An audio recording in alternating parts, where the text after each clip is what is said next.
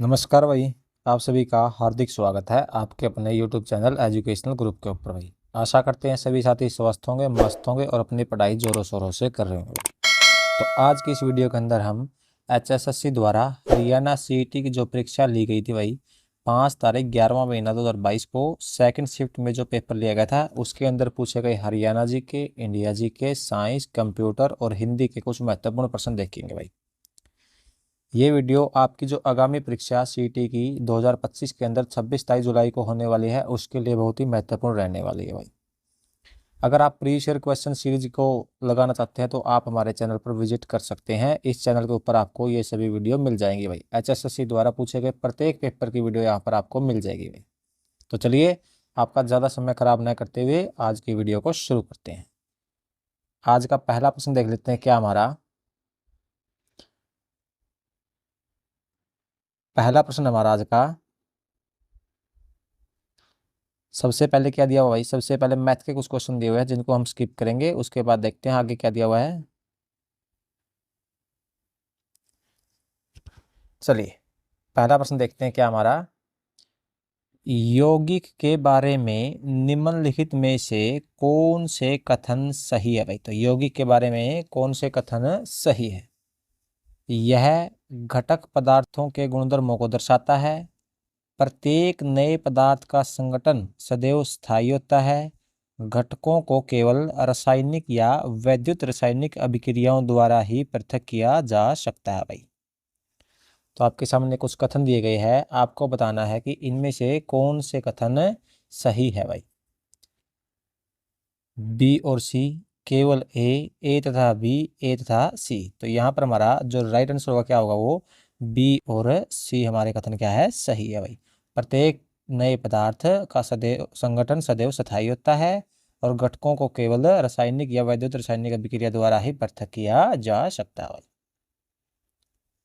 अगला प्रश्न हमारा, निम्नलिखित में से कौन सा कथन कोलाइडी विलयन के गुणधर्मों के विषय में सही है भाई? तो कौन सा कथन है जो कोलाइडी विलयन के गुणधर्मों के बारे में सही है? कोलाइड एक विषमांगी मिश्रण है। जब कोलाइड को शांत छोड़ दिया जाता है तब विलेय के कण तल में बैठ जाते हैं अर्थात कोलाइडी अस्थायी होते हैं।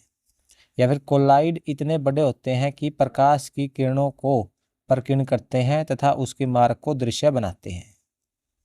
तो आपके सामने 3 कथन दिए गए हैं, तीनों में से बताना है कि कौन सा कथन सही है भाई। तो यहाँ पर हमारा जो राइट आंसर क्या होगा भाई? वो ए और सी कथन क्या है? हमारा सही कथन है भाई। ए और सी कथन क्या है? सही है। कोलाइड एक विषमांगी मिश्रण है और कोलाइड के कण इतने बड़े होते हैं कि प्रकाश की किरण को प्रकीर्ण करते हैं तथा उसके मार्ग को दृश्य बनाते हैं भाई। अगला प्रश्न हमारा, 68वें राष्ट्रीय फिल्म पुरस्कारों में फीचर फिल्म श्रेणी में किस फिल्म को सामाजिक मुद्दों पर बनी सर्वश्रेष्ठ फिल्म घोषित किया गया था भाई? जो 68वां राष्ट्रीय फिल्म पुरस्कार हुआ था उसमें फीचर फिल्म की श्रेणी के अंदर कौन सी फिल्म को सामाजिक मुद्दों पर बनी सर्वश्रेष्ठ फिल्म घोषित किया था? राइट आंसर होगा हमारा फ्यूनरल भाई। जो मराठी फिल्म थी फ्यूनरल, उसको सर्वश्रेष्ठ फिल्म घोषित किया था जो सामाजिक मुद्दों पर बनी हुई थी भाई। अगला प्रश्न है, जनांकीय संक्रमण एक अवधारणा है जिसे फ्रैंक नेटेस्टिन ने 1945 में विकसित किया था। आर्थिक विकास तथा खालिस्तान के संबंध में व्याख्या करती है भाई। जो जनांकीय संक्रमण है एक अवधारणा है जिसे फ्रैंक नेटेस्टिन ने 1945 में विकसित किया था। आर्थिक विकास तथा खालिस्तान के संबंधों की व्याख्या करती है। आर्थिक विकास और किसके संबंधों की व्याख्या करती है? राइट आंसर होगा हमारा जन्म तथा मृत्यु दर की भाई। आर्थिक विकास और जन्म तथा मृत्यु दर की संबंधों की जो व्याख्या करती है भाई। अगला प्रश्न हमारा, सामान्यतः निम्नलिखित में से किसे भूमंडलीकरण का परिणाम नहीं माना जाता भाई? तो किसे भूमंडलीकरण का परिणाम नहीं माना जाता? राइट आंसर होगा हमारा शुल्क अवरोध को भाई। किसे नहीं माना जाता? शुल्क अवरोध को।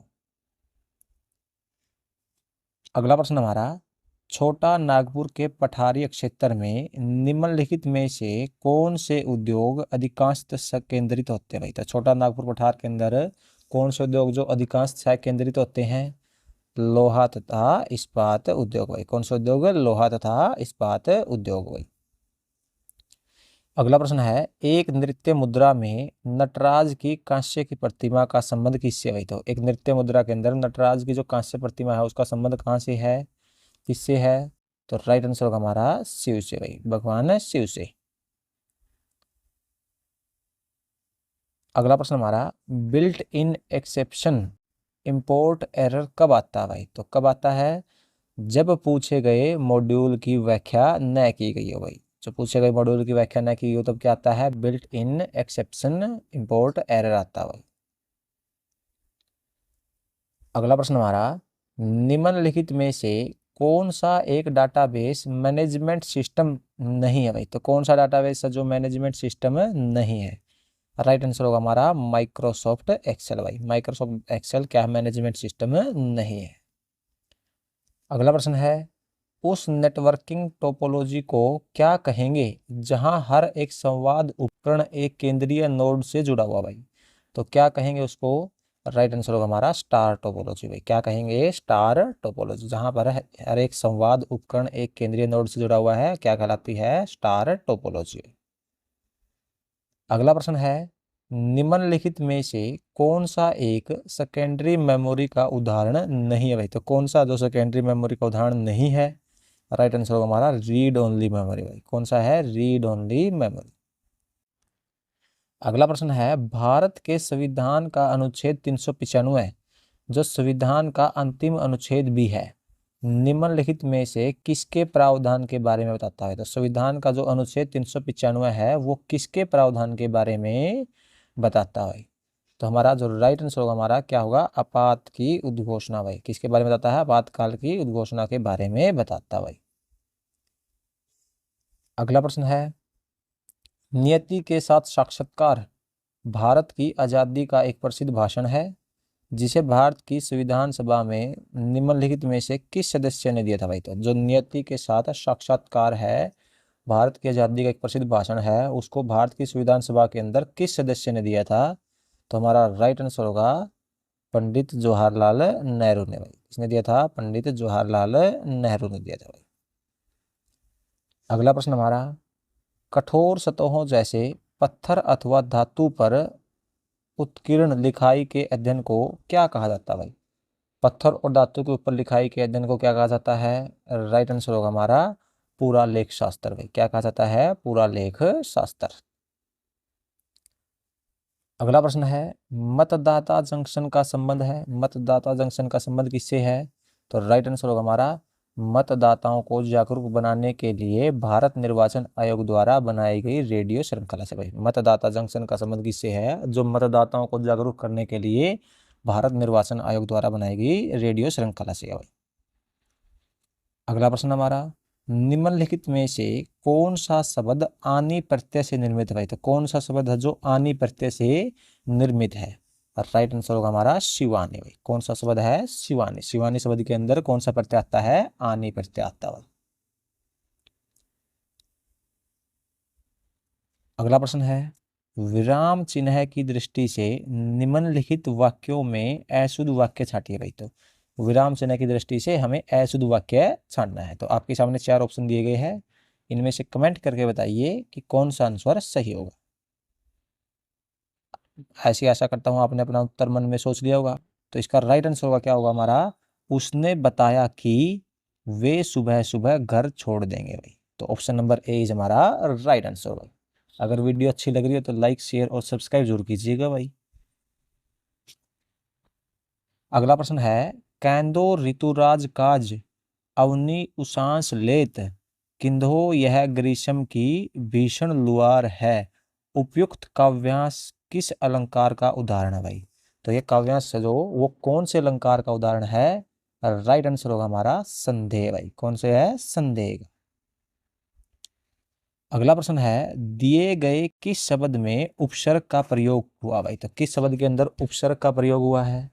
राइट आंसर होगा हमारा सदाचार के अंदर भाई। किसके अंदर? सदाचार शब्द के अंदर उपसर्ग का प्रयोग हुआ है। अगला प्रश्न हमारा, आग के लिए उपयुक्त पर्यायवाची शब्द नहीं है भाई। तो कौन सा शब्द है जो आग के लिए उपयुक्त पर्यायवाची शब्द नहीं है? तो राइट आंसर होगा हमारा अनिल भाई। आग के लिए उपयुक्त पर्यायवाची शब्द कौन सा नहीं है? अनिल। अगला प्रश्न है उद्याचल शब्द के लिए सर्वाधिक उपयुक्त वाक्यांश भाई। उद्याचल शब्द के लिए जो सबसे उपयुक्त वाक्य है कौन सा है? तो राइट आंसर होगा हमारा सूर्य जिस पर्वत के पीछे से निकलता है क्या कहा जाता है? उद्याचल कहा जाता है। क्या कहा जाता है? उद्याचल कहा जाता है। अगला प्रश्न हमारा पुरुषोत्तम समस्त पद का विग्रह होगा पुरुषों में उत्तम। पुरुषोत्तम शब्द का जो विग्रह है क्या है? पुरुषों में उत्तम। उपयुक्त समास में तत्पुरुष समास का कौन सा प्रकार है भाई? तो इसके अंदर तत्पुरुष समास का कौन सा प्रकार है? राइट आंसर क्या होगा हमारा? राइट आंसर होगा हमारा अधिकरण तत्पुरुष भाई। कौन सा है? अधिकरण तत्पुरुष। पुरुषोत्तम पुरुषों में उत्तम अधिकरण तत्पुरुष होगा भाई। अगला प्रश्न हमारा वर्तनी की दृष्टि से अशुद्ध शब्द का चयन कीजिए भाई। तो वर्तनी की दृष्टि से अशुद्ध शब्द का चयन करना है। यहां पर हमारा राइट आंसर होगा देहिक भाई। देहिक शब्द क्या है? अशुद्ध शब्द है भाई। अगला प्रश्न है निम्नलिखित शब्दों में से कौन सा शब्द क्रिया के प्रेरणार्थक रूप को दर्शाता है भाई? तो कौन सा शब्द है जो क्रिया के प्रेरणार्थक रूप को दर्शाता है? राइट आंसर होगा हमारा बिठाना भाई। कौन सा है? बिठाना शब्द है जो प्रेरणार्थक रूप को दर्शाता है।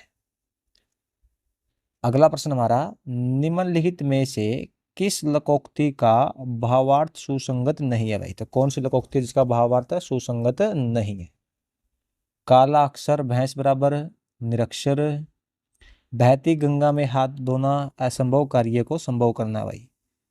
तो ये हमारा क्या हो जाएगा? सुसंगत शब्द नहीं है। तो option B is right answer भाई। बहती गंगा में हाथ धोना क्या होता है? अपना कार्य भी साथ के साथ निकाल लेना भाई। अगला प्रश्न है संयुक्त वाक्य के समानाधिकरण उपवाक्यों में इनमें से किस प्रकार का संबंध नहीं पाया जाता भाई? तो किस प्रकार का संबंध नहीं पाया जाता? विधेयवाचक का भाई। किसका? विधेयवाचक का। अगला प्रश्न है निम्नलिखित में से कौन सा विकल्प तद्भव शब्द का उदाहरण नहीं है भाई? तो कौन सा विकल्प है जो तद्भव शब्द का उदाहरण नहीं है? राइट आंसर होगा हमारा भक्त भाई। कौन सा शब्द है? भक्त शब्द है। अगला प्रश्न है मैं आपका खालिस्तान हूं वाक्य के रिक्त स्थान के लिए कर्तगण का सर्वाधिक उपयुक्त विलोम शब्द चुनिए भाई। तो कर्तगण का विलोम शब्द क्या होगा यहाँ पर? राइट आंसर होगा हमारा कर्तगण का जो विलोम शब्द होगा कृतज्ञ भाई। क्या होगा? कृतज्ञ। अगला प्रश्न है दिए गए वाक्यों के किस विकल्प में कारक चिन्ह का सर्वाधिक उपयुक्त प्रयोग हुआ भाई? तो कारक चिन्ह का सबसे अधिक उपयुक्त किसके अंदर हुआ है? यहाँ पर हमारा राइट आंसर होगा बाढ़ के जल में पूरा घर डूब गया भाई। तो बाढ़ के जल के अंदर पूरा घर डूब गया इस वाक्य के अंदर कारक शब्द का सर्वाधिक उपयोग हुआ है। अगला प्रश्न है निम्नलिखित में से कौन सा संधि का एक प्रकार नहीं है भाई? तो कौन सा जो संधि का प्रकार नहीं है? तो राइट आंसर होगा हमारा संवर्धी संधि भाई। संधि का प्रकार नहीं है। आगे बढ़ते हैं। अगला प्रश्न देखते हैं क्या हमारा। अगला प्रश्न है हरियाणा में राज्य शैक्षिक अनुसंधान एवं प्रशिक्षण परिषद की स्थापना कब हुई भाई? हरियाणा के अंदर राज्य शैक्षिक अनुसंधान और प्रशिक्षण परिषद की स्थापना कब हुई थी? तो राइट आंसर होगा हमारा 1979 के अंदर भाई। कब हुई थी? 1979 में। अगला प्रश्न है हरियाणा के किस जिले में सरस्वती शुगर मिल स्थित है भाई? तो कौन से जिले के अंदर सरस्वती शुगर मिल स्थित है? राइट आंसर होगा हमारा यमुनानगर जिले में भाई। कौन से जिले में? यमुनानगर जिले में। अगला प्रश्न है हरियाणा का राज्य पशु कौन सा भाई? तो हरियाणा का राज्य पशु कौन सा है? राइट आंसर होगा हमारा काला हिरण भाई। कौन सा है? काला हिरण। अगला प्रश्न है किस किले की हरियाणा के मुख्य द्वार के नाम से जाना जाता है भाई? तो किस किले को हरियाणा का मुख्य द्वार जाना जाता है? राइट आंसर होगा हमारा बहादुरगढ़ का किला भाई। कौन सा किला है? बहादुरगढ़ का किला। अगला प्रश्न है हरियाणा खालिस्तान के लगभग 300 मील उत्तर में स्थित है भाई। तो हरियाणा किसके 300 मील उत्तर में है? राइट आंसर होगा हमारा कर्क रेखा के भाई। कर्क रेखा के 300 मील उत्तर में स्थित है भाई। अगला प्रश्न है हरियाणा में होम रूल आंदोलन का प्रचार का श्रेय किसको जाता है भाई? होम रूल आंदोलन के प्रचार का श्रेय पंडित नेकीराम शर्मा को जाता है भाई। किसे जाता है? पंडित नेकीराम शर्मा को। अगला प्रश्न है, निम्नलिखित में से किसे हरियाणा का ताजमहल कहा जाता है भाई? तो किसे कहा जाता है हरियाणा का ताजमहल? राइट आंसर होगा शेख चिली का मकबरा भाई। किसे कहा जाता है? शेख चिली का मकबरा। अगला प्रश्न है, निम्नलिखित में से किस लोक नृत्य रूप का निष्पादन पुरुषों द्वारा नहीं किया जाता भाई? तो किस लोक नृत्य का निष्पादन जो पुरुषों द्वारा नहीं किया जाता? राइट आंसर होगा हमारा लूर नृत्य का भाई। किसका? लूर नृत्य का। अगला प्रश्न है, पंडित लक्ष्मीचंद का जन्म हरियाणा के निम्नलिखित में से किस गांव के अंदर हुआ भाई? तो पंडित लक्ष्मीचंद का गांव कौन सा था? राइट आंसर होगा हमारा जाट्टी कलां भाई, जो सोनीपत के अंदर पड़ता है। अगला प्रश्न है, हांसी में स्थित पृथ्वीराज चौहान द्वारा बनवाए गए असीरगढ़ के किले का निर्माण किस सदी में हुआ भाई? तो असीरगढ़ का जो किला, जिसे तलवारों का किला भी कहा जाता है, उसका निर्माण किस सदी में हुआ? राइट आंसर होगा हमारा 12वीं सदी के अंदर भाई। कब हुआ था? 12वीं सदी में। अगला प्रश्न है, हरियाणा के किस जिले में साक्षरता दर सबसे अधिक है भाई? तो किस जिले की साक्षरता दर सबसे अधिक है? राइट आंसर होगा हमारा गुरुग्राम जिला भाई। किस जिले की? गुरुग्राम। अगला प्रश्न हमारा, 31 दिसंबर 2017 के दिन हरियाणा में प्रारंभ की गई BBY योजना का विस्तृत रूप क्या है भाई? तो BBY योजना का विस्तृत रूप क्या है? राइट आंसर होगा हमारा भवंतर भरपाई योजना भाई। क्या है? भवंतर भरपाई योजना। अगला प्रश्न हमारा, हरियाणा में किस वर्ष प्रत्यक्ष लाभ अंतरण योजना का शुभारंभ हुआ भाई? तो किस वर्ष प्रत्यक्ष लाभ अंतरण योजना का शुभारंभ हुआ था? राइट आंसर होगा हमारा 2013 के अंदर भाई। कब हुआ था? 2013 में। अगला प्रश्न है, हरियाणा में प्रति व्यक्ति बिजली की खपत वर्ष 2020-21 तक बढ़कर कितनी हो गई थी भाई? 2020-21 तक प्रति व्यक्ति की जो बिजली खपत बढ़कर कितनी हुई थी? राइट आंसर होगा हमारा 1805.45 यूनिट भाई। कितनी हो गई थी? 1805.45 यूनिट।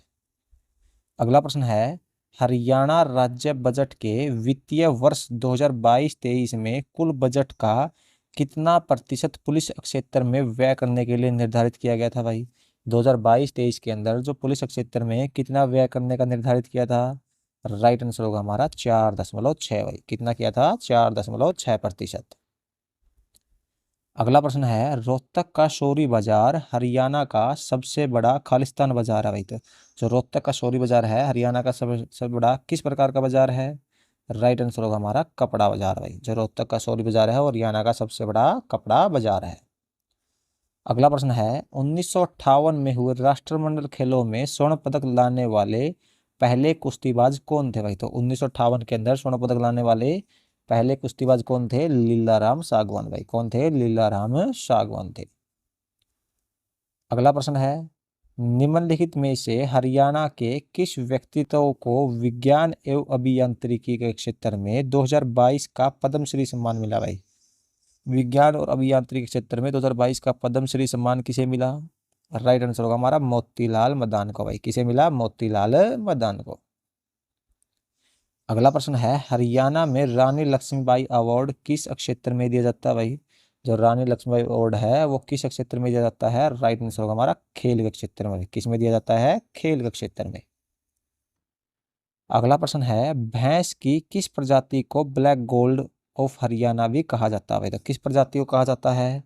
राइट आंसर होगा हमारा मुर्रा प्रजाति को भाई। किस प्रजाति को? मुर्रा प्रजाति को ब्लैक गोल्ड ऑफ हरियाणा भी कहा जाता है।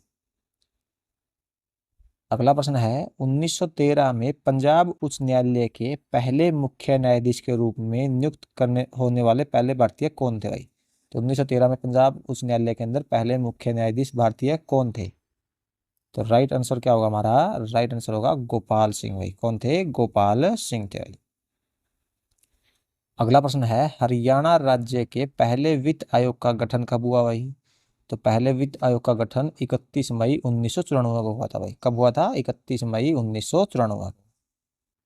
अगला प्रश्न है, MK गांधी को पलवल रेलवे स्टेशन से किस दिन गिरफ्तार किया गया जब वे रोलेट एक्ट का विरोध करने पंजाब जा रहे थे भाई? तो कब गिरफ्तार किया गया था पलवल से महात्मा गांधी जी को? राइट आंसर होगा 10 अप्रैल 1919 को भाई। कब गिरफ्तार किया गया था? 10 अप्रैल 1919 को।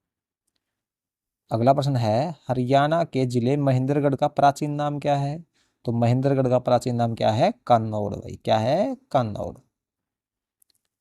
अगला प्रश्न हमारा, शिवालिक की पहाड़ियां हरियाणा के किस जिले में नहीं पाई जाती भाई? तो शिवालिक की पहाड़ियां हरियाणा के कौन से जिले में नहीं पाई जाती?